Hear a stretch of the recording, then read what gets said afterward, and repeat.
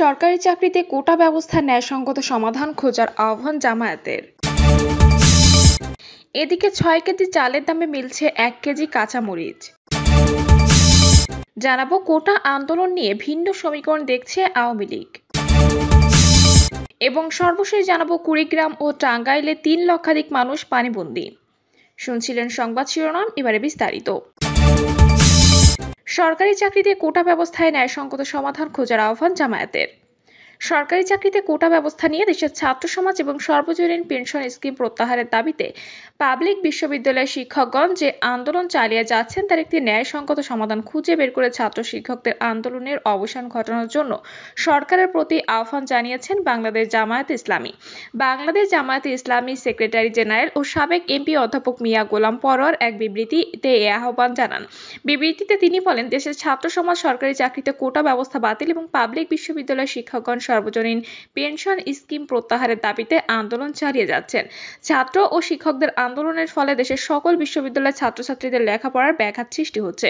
ছাত্র ও পাবলিক বিশ্ববিদ্যালয়ের শিক্ষকগণের দাবির অবশ্যই যৌক্তিকতা আছে। আমরা উদ্বেগের সাথে লক্ষ্য করছি যে সরকার ছাত্র শিক্ষকগণের দাবির প্রতি বরাবরই অবজ্ঞা প্রদর্শন করেই যাচ্ছে। আমরা মনে করি ছাত্রছাত্রী এবং পাবলিক বিশ্ববিদ্যালয়ের শিক্ষকদের সাথে আলাপ আলোচনা করে তাদের ন্যায়সঙ্গত দাবিগুলো মেনে নিয়ে আন্দোলনের অবসান ঘটানো প্রয়োজন। অবিলম্বে দেশের ছাত্র সমাজ ও পাবলিক বিশ্ববিদ্যালয়ের শিক্ষকগণের সাথে আলাপ আলোচনা করে তাদের ন্যায়সঙ্গত দাবি মেনে নিয়ে ছাত্র শিক্ষকদের আন্দোলনের অবসান ঘটানোর জন্য আমি সরকারের প্রতি আহ্বান জানাচ্ছি। ৬ কেজি চালের দাম মিলছে ১ কেজি কাঁচামরিচ। লক্ষ্মীপুরের রায়পুরে পুঁই শাক, পাট শাক, কচু শাক, কলমি শাক, ধনেপাতা, কচুর ছড়া, চিচিঙ্গা, বরবটি, আদা, হলুদ, পেঁয়াজ সহ বিভিন্ন ধরনের কাঁচা সবজির দাম বৃদ্ধির কারণে মানুষের যখন না বিশ্বাস, সেই মুহূর্তে আলোচনায় এসেছে কাঁচামরিচ। শহরের ৫টি সহ ৩৫টি বাজারে কাঁচামরিচের দাম ১ মাসের ব্যবধানে বেড়ে হয়েছে ৩ গুণের বেশি। পৌর শহরের নতুন বাজার ও মরিহাটা ঘুরে দেখা যায় পাইকারি বাজারে প্রতি কেজি মরিচ ৩০০ টাকায় কিনে খুচরা বাজারে দোকানদাররা বিক্রি করছে ৩২০ টাকায়। কেজিতে ক্ষুদ্র ভোক্তাদের কাছে ২০ টাকা বেশি নিচ্ছে। বর্তমানে মরিচের বাজার দরে অতিষ্ঠ ক্রেতারা। কেউ কেউ কাঁচা মরিচ না কিনে শুকনো মরিচের গুঁড়া বা প্যাকেট কিনছেন। আবার শুকনো মরিচ প্রকারভেদে ৩০০ থেকে ৩৫০ টাকা কেজি দরে কিনতে বাধ্য হচ্ছে ক্রেতারা। আজ বাজারে মোটা চাউলের কেজি ৫৫ টাকা বিক্রি। নতুন বাজারে দেখা হয় কৃষি শ্রমিক ও সবজি ক্রেতা মালেক মাঝি জানান, আয়ের সঙ্গে ব্যয়ের মিল নাই। সারাদিন আয় হয় ৩০০ টাকা, তাও কাজ কোনোদিন হয় কোনোদিন হয় না। তাহলে গরিব মানুষের বাঁচার উপায় কি? তিনি বলেন, আলু, বেগুন, ঢেঁড়স, মরিচ, পেঁয়াজ, আদা, হলুদ, বরবটি, কচুর ছড়া, পটল সহ সবকিছুর দামই বেশি। একটু বৃষ্টি নামলে ব্যবসায়ীরা অজুহাত দেয় আজ মরিচের আমদানি নেই, তাই মরিচ সহ প্রত্যেকটি কাঁচামালের দাম বেড়েছে। মেসে রান্না করার কাজে মরিচ কিনতে আসা নতুন বাজারের মাহমুদা বেগম বলেন, মাছ মাংস রান্নায় কাঁচা মরিচের দরকার হয়, তরকারির স্বাদও ভালো হয়। কিনতে এসে দেখি ১ কেজি চালের দামের চেয়ে ১ কেজি মরিচের দাম ৩ গুণ বেশি, তাই কাঁচা মরিচ না কিনে শুকনা মরিচের গুঁড়া কিনলাম। কোটা আন্দোলন নিয়ে ভিন্ন সমীকরণ দেখছে আওয়ামী লীগ।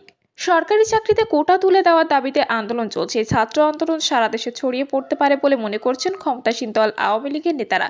তারা বলছেন, আন্দোলনের গতি প্রকৃতি দেখে মনে হচ্ছে এটি বড় আকারে ছড়িয়ে পড়তে পারে এবং বিএনপি সহ সরকার বিরোধীরা যুক্ত হয়ে এটাকে ভিন্ন দিকে প্রবাহিত করতে পারে। আওয়ামী লীগের অর্ধ ডজন কেন্দ্রীয় নেতা একান্ত আলাপচারিতায় বলেছেন, সরকারি চাকরিতে কোটা সংস্কারের দাবিতে ২০১৮ সালের আন্দোলন হঠাৎ করেই দানা বেঁধেছিল। শেষ পর্যন্ত সরকার কোটা পদ্ধতি সংস্কার করতে বাধ্য হয়। আবার সেই কোটা পদ্ধতি পুনর্বহাল হয়। ফের হঠাৎ করে আন্দোলন নেমেছে ছাত্ররা। তারা বলছেন, এবার একই সঙ্গে চলছে দুটি আন্দোলন। সর্বজনীন পেনশন ব্যবস্থায় প্রত্যয় স্কিম বাতিলের দাবিতে ক্লাস পরীক্ষা বর্জন কর্মসূচি দিয়েছে সরকারি বিশ্ববিদ্যালয়ের শিক্ষক, কর্মকর্তা, কর্মচারীরা, যাতে সমর্থন দিয়েছে কোটা বিরোধী আন্দোলনকারীরাও। কোটা বিরোধী আন্দোলনের বিষয়টি আদালতের ব্যাপার হওয়ায় কঠোর অবস্থানে যেতে চাইছে না সরকার। আবার আন্দোলনও ছড়িয়ে পড়ছে। এখন আদালতের রায় নিয়ে নির্বাহী বিভাগ কোনো সিদ্ধান্ত দিতে পারছে না, আন্দোলন দমনও করতে পারছে না। সে কারণে আন্দোলন আরো ছড়িয়ে পড়ার শঙ্কা আছে। একই সময় শিক্ষকদের আন্দোলনও চিন্তার বিষয় হয়ে দাঁড়িয়েছে। উভয় আন্দোলনে বিএনপি সমর্থন দেওয়ায় আন্দোলনের সহিংসতার আশঙ্কাও দেখা দিয়েছে। সেজন্য ছাত্রলীগকে মাঠে নামতে বারণ করা হয়েছে। সময় নিতে পরিস্থিতি সামাল দেওয়ার কৌশল নিয়ে এগোচ্ছে আওয়ামী লীগ সরকার। এ বিষয়ে জানতে চাইলে আওয়ামী লীগের যুগ্ম সাধারণ সম্পাদক আফামা বাহাউদ্দিন নাছিম বলেন, ২০১৮ সালে কোটা সংস্কার আন্দোলন আমরা দেখেছি, সরকার বিষয়টি সমাধান করেছে। এখন কোটা পুনর্বহাল তো সরকার করেনি, করেছে আদালত। এর বিরুদ্ধে আন্দোলন হচ্ছে। আবার ব্যাপার। বিষয়টি নিয়ে আমাদের নেত্রী তার অবস্থান পরিষ্কার করেছেন। দলের সাধারণ সম্পাদকও বিষয়টি নিয়ে কথা বলেছেন। এখন কোটা বিরোধী আন্দোলনের নেপথ্যে বিএনপির কলকাঠি নাড়তে পারে। চলমান আন্দোলনে তারা সমর্থন দেওয়ায় সেই ধারণা প্রবল হয়েছে। বিএনপি জামায়াত যদি শিক্ষার্থীদের আন্দোলন রাজনৈতিকভাবে ব্যবহার করতে চায় তবে পরিস্থিতি দেখে ব্যবস্থা নেওয়া হবে। আন্দোলনের নামে দেশের শান্তি স্থিতিশীলতা নষ্ট করতে দেওয়া হবে না। কোনো ষড়যন্ত্র চক্রান্ত সফল হবে না, হতে দেওয়া হবে না। আমরা ঘটনা প্রবাহের দিকে নজর রাখছি, পরিস্থিতি পর্যবেক্ষণ করছি। ছাত্রলীগের সহসভাপতি খাদেমুল বাশার জয় বলেন, কোটা আন্দোলনের প্রতি আমরা তীক্ষ্ণ নজর রাখছি। আন্দোলনের নামে পরিস্থিতি অশান্ত করে তোলার চেষ্টা হলে ছাত্রলীগ তার করণীয় ঠিক করবে। বিএনপি জামায়াত যাতে এই পরিস্থিতি ফায়দা লুটতে না পারে এজন্য আমরা সতর্ক আছি। সরকারি চাকরিতে কোটা সংস্কারের দাবিতে 2018 সালে ঢাকা সহ সারা দেশে বড় ছাত্র আন্দোলন হয়েছিল। তখন 56% কোটা প্রচলিত ছিল। আন্দোলনের মুখে ওই বছরই প্রথম ও দ্বিতীয় শ্রেণীর পদে সরাসরি নিয়োগে কোটা পদ্ধতি তুলে নিয়ে মন্ত্রিসভার সিদ্ধান্ত বাস্তবায়নের পরিপত্র জারি করে জনপ্রশাসন মন্ত্রণালয়। পরে ওই প্রজ্ঞাপনকে চ্যালেঞ্জ করে 2021 সালে হাইকোর্টে রিট করা হয়। আইনি প্রক্রিয়া শেষে চলতি বছরের 5 জুন সরকারি চাকরিতে মুক্তিযোদ্ধা সহ অন্য কোটা বাতিল করে জারি করা পরিপত্র অবৈধ ঘোষণা করে হাইকোর্ট। 30% মুক্তিযোদ্ধা কোটা পুনরায় বহাল থাকবে বলে আদেশ দেন। হাইকোর্টের রায় স্থগিত চেয়ে রাষ্ট্রপক্ষ আবেদন করলে সরকারি চাকরির প্রথম ও দ্বিতীয় শ্রেণীতে মুক্তিযোদ্ধা কোটা পদ্ধতি বাতিলের সিদ্ধান্ত অবৈধ ঘোষণা করা হাইকোর্টের রায় আপাতত বহাল থাকবে বলে আদেশ দেন আপিল বিভাগ। পূর্ণাঙ্গ রায় প্রকাশ হলে রাষ্ট্রপক্ষকে লিভ টু আপিল করতে বলেন আদালত। পাশাপাশি মামলার শুনানি মুলতবি রাখা হয়। এদিকে আপিল বিভাগের আদেশের আগেই গত 2রা জুলাই থেকে কোটা বিরোধী আন্দোলন শুরু করেন ঢাকা বিশ্ববিদ্যালয় সহ বিভিন্ন শিক্ষা প্রতিষ্ঠানের শিক্ষার্থীরা। তাদের 4 দফা দাবির মধ্যে রয়েছে 2018 সালে ঘোষিত সরকারি চাকরিতে কোটা পদ্ধতি বাতিল ও মেধাভিত্তিক নিয়োগের পরিপত্র বহাল রাখা, পরিপত্র বহাল সাপেক্ষে কমিশন গঠন করে দ্রুত সরকারি চাকরির সব গ্রেডে অযৌক্তিক ও বৈষম্যমূলক কোটা বাদ দেওয়া, সরকারি চাকরি নিয়োগ পরীক্ষার কোটা সুবিধা একাধিকবার ব্যবহার করা যাবে না এবং কোটায় যোগ্য প্রার্থী না পাওয়া গেলে শূন্য পদগুলোর মেধা অনুযায়ী নিয়োগ দেওয়া, দুর্নীতিযুক্ত নিরপেক্ষ ও মেধাভিত্তিক আমলাতন্ত্র নিশ্চিত করতে কার্যকর ব্যবস্থা গ্রহণ করা।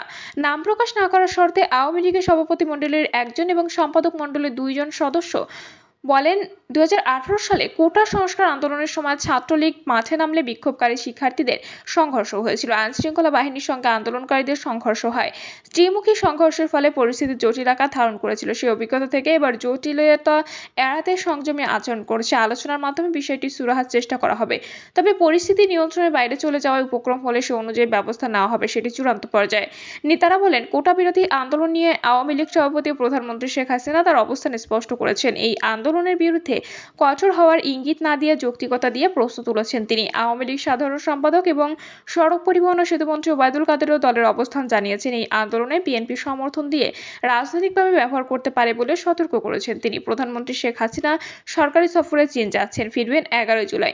সেই পর্যন্ত পর্দার অন্তরালে আন্দোলনকারীদের সঙ্গে বিভিন্ন মাধ্যমে আলোচনা চলতে পারে, অন্যদিকে আন্দোলনও চলতে পারে। প্রধানমন্ত্রী দেশে ফেরার পর হয়তো বিষয়টি সুরাহার দিকে যেতে পারে।